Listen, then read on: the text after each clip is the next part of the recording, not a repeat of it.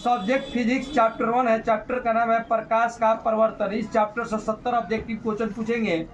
जो स्टूडेंट का सबसे अधिक जवाब आएगा उनको प्राइज के रूप में कलम देंगे। चलते हैं पहले क्वेश्चन की तरफ। प्रकाश किरण गमन करती है। ठीक है, 1 नंबर दे दीजिए। प्रकाश का सबसे आधुनिक सिद्धांत क्या है? ठीक है। प्रकाश तरंग किस प्रकार की तरंग होती है? विद्युत चुंबकीय तरंग। प्रकाश तरंगों के गमन के लिए ठीक है। किसी प्रकाश गमन पथ में अपारदर्शी वस्तु रखने पर बनती है छाया। ठीक है। किरणों के समूह को क्या कहते हैं? सूर्य से आने वाला प्रकाश पुंज कैसा माना जाता है? जिन पदार्थों के आर पार देखा जा सकता है। पारदर्शी पदार्थ। उच्चारण सही कीजिए, बैठिए। आप जी। जिन पदार्थों के आर पार नहीं देखा जा सकता है। जिन पदार्थों के आर पार आंशिक रूप से देखा जा सकता है। जिन वस्तुओं को हमारी आंखें देख सकती हैं। प्रकाश के परावर्तन के कितने नियम हैं? 2।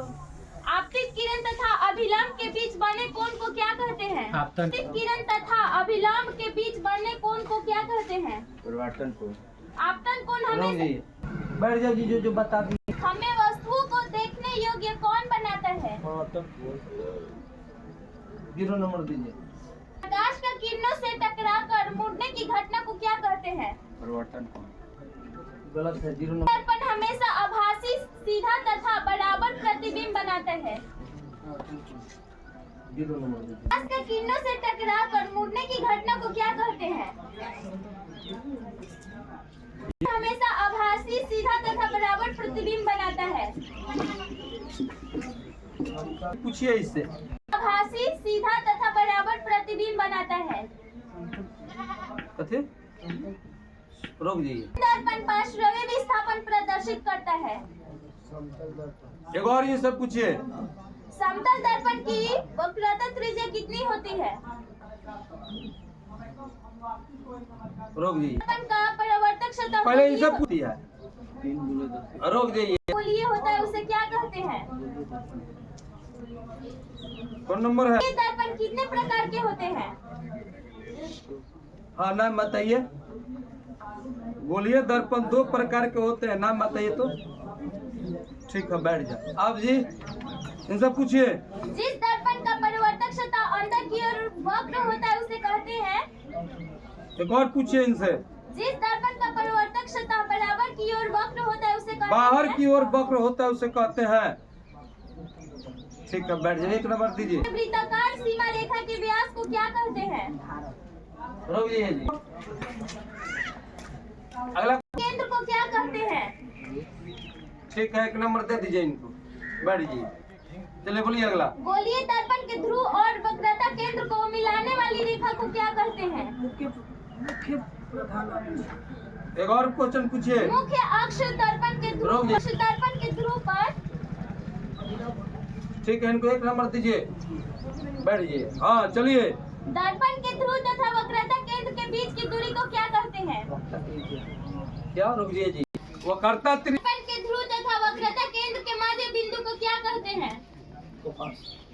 ठीक है, बैठ जाइए। 1 नंबर दीजिए। हाँ, इनसे पूछिए। फोकस दूरी को किस अक्षर से सूचित किया जाता है? जोर से बोलिए।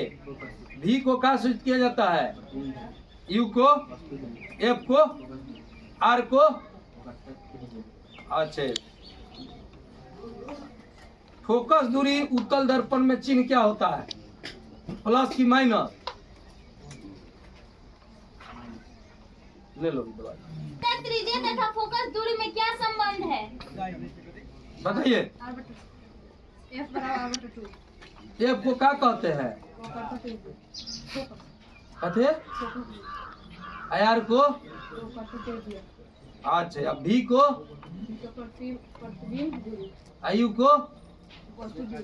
ठीक है, बैठ जाइए। हाँ, भी को क्या कहते हैं? भी को वस्तु दूरी। इनको 0 हो गया, उसको आउट कर दें। भी को क्या कहते हैं? बैठ जाओ, 0 कर दो। आप जी भी को क्या कहते हैं? क्या? अच्छा, यू को एक और क्या नाम है इसका? इसका एक और आउट कर दिए। भी को क्या कहते हैं? यू को एक और नाम है क्या? केवल बीम। अच्छा, एफ को? आर को? अच्छा, प्रतिबिंब दूरी उत्तल दर्पण में क्या होता है? प्लस की माइनस? प्रतिबिंब दूरी इसको आउट कर दो। बताइए, वस्तु दूरी उत्तल दर्पण में क्या होता है? वस्तु दूरी उत्तल दर्पण में क्या होता है? चिन्ह प्लस की माइनस? अच्छा, अवतल दर्पण में क्या होता है? इसको आउट कर दो। वस्तु दूरी उत्तल दर्पण में क्या होता है? प्लस की माइनस? और उत्तल में? आज इसको भी आउट कर दीजिए। वस्तु दूरी उत्तल दर्पण में कौन चिन्ह होता है? इनको आउट कर दीजिए। क्या? कुछ नहीं होता। अवतल दर्पण में क्या होता है? आज अवतल दर्पण में क्या होता है? इनको भी आउट कर दीजिए। आप बताइए, वस्तु दूरी उत्तल दर्पण में क्या होता है? अच्छा, अवतल दर्पण में दम सही। और बताइए, ठीक है, बैठ जाइए। इसको एक बताइए जी, फोकस दूरी उत्तल दर्पण में क्या होता है? प्लस की माइनस? उत्तल दर्पण में आउट कर दीजिए। आप जी क्या? अच्छा, उत्तल दर्पण में वस्तु दूरी क्या होता है? अच्छा, अवतल दर्पण में? अच्छा, चलिए, फोकस दूरी उत्तल दर्पण में क्या होता है? बताइए। अच्छा, अवतल दर्पण में क्या होता है? आउट कर दीजिए। हाँ, अवतल दर्पण में प्रतिबिंब जब काल्पनिक बनाता है तब उसका चिन्ह क्या होता है? अच्छा, दूरी हमेशा होती है। आउट कर दीजिए। क्वेश्चन कीजिए। वस्तु दूरी हमेशा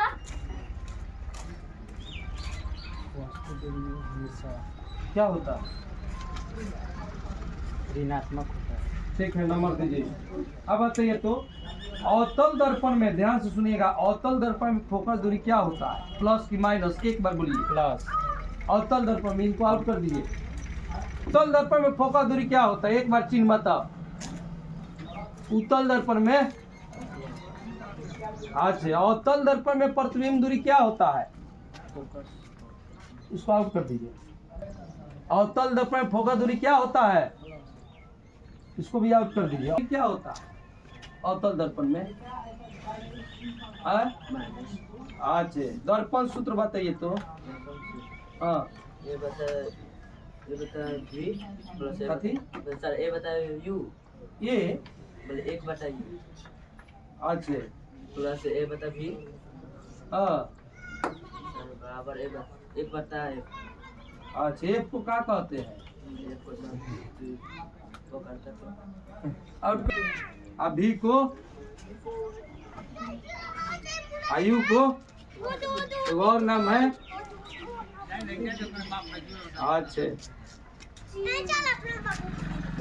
उपयोग बताइए तो। हम्म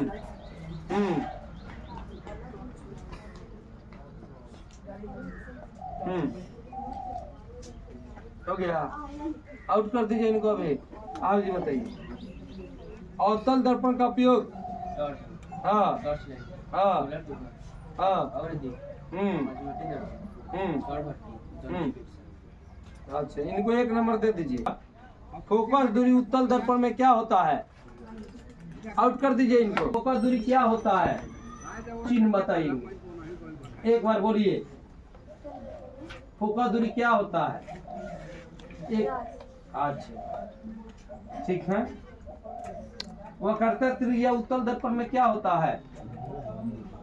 उत्तल दर्पण में वक्रता त्रिज्या क्या होता है? अच्छा, अवतल दर्पण में प्रतिबिंब जो काल्पनिक बनाता है या सीधा, तो उसका चिन्ह क्या होता है?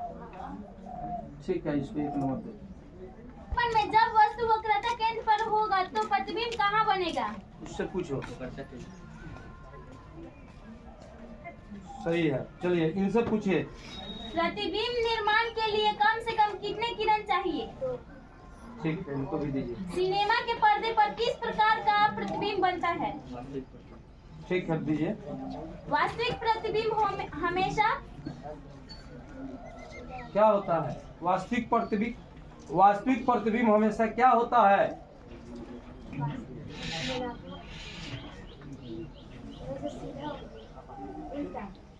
ऐसे हो गया। काल्पनिक आभासी प्रतिबिंब हमेशा अच्छा, दे दो इसको।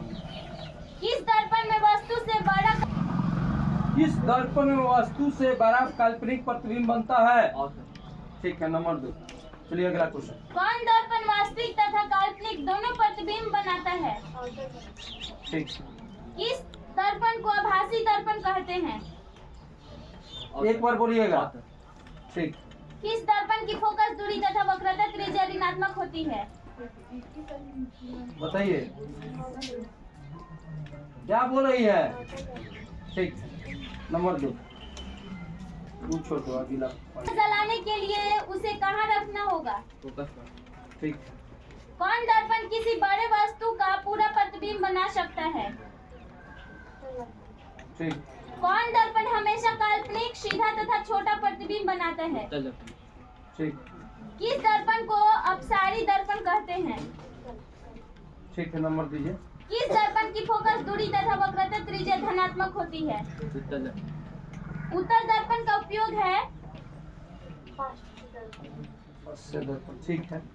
किस दर्पण का दृष्टि क्षेत्र बड़ा होता है? ठीक। परिपाटी के अनुसार वस्तु को दर्पण के किस ओर रखा जाता है? दर्पण से सभी दूरियां कहां से नापी जाती है? ठीक। दर्पण के ध्रुव को माना जाता है। बताइए, दर्पण के ध्रुव को माना जाता है कौन बिंदु? ठीक है, दे दो। मूल बिंदु के दाईं ओर मापी गई सभी दूरियां बाईं ओर मापी गई सभी दूरियां मुख्य अक्ष के लंबवत ऊपरी की ओर मापी गई सभी दूरियां मुख्य है कि ठीक। मुख्य अक्ष के लंबवत नीचे की ओर मापी गई सभी दूरियां नीचे की तो क्या होता है? ठीक। प्रतिबिंब की ऊंचाई तथा बिंब की ऊंचाई के अनुपात के को क्या कहते हैं? ठीक। धनात्मक आवर्धन का अर्थ क्या है? हाँ, इसका सूत्र बताओ तो। m बराबर कल हम बताए थे। m बराबर क्या होता है? कल लिखवाए थे ना। हाँ बताइए, m बराबर क्या होता है?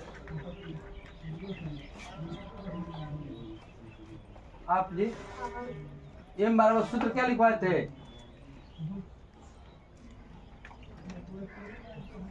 अर्थ क्या है? आवर्धन का अर्थ क्या है? आवर्धन के सही मात्र क्या होता है? आप बताइए, दर्पण सूत्र बताइए तो। जाके 2 कलम में क्या